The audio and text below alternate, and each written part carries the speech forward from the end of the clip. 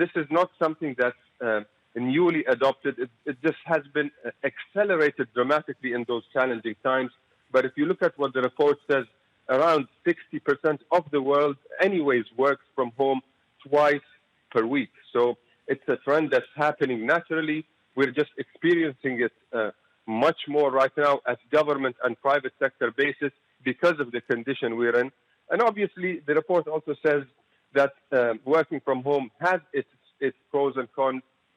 Some of the pros is obviously the connection that you'll have with your family in those tough working environments.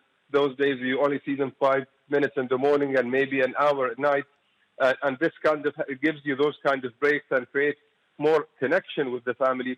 Having said that, the cons sometimes can be is that there's loss of creativity in the work environment because those unplanned meetings in the office are sometimes a big cause of creativity and ideation in businesses.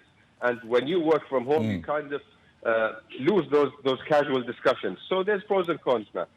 Right. Well, how do businesses then manage that going forward? Because on the one hand, we know that businesses have said, look, working from home actually works. Businesses are perhaps able to then cut some of their cost overheads going forward, and working from home may for some become the norm. But as you mentioned, there is then a lack of dialogue going on between employees. So how do businesses really make sense of that and manage those two opposing sides?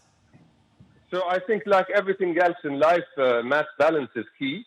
And I think reducing costs and reducing rent and reducing fees is obviously the way forward when you look at business continuity, and they'll definitely consider that.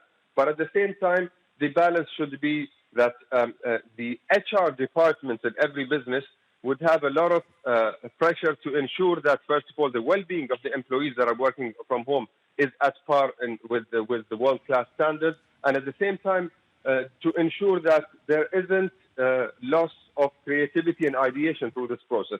So I think it's a balance that we will learn as we go, but definitely working from home has been accelerated and will be taken seriously going forward.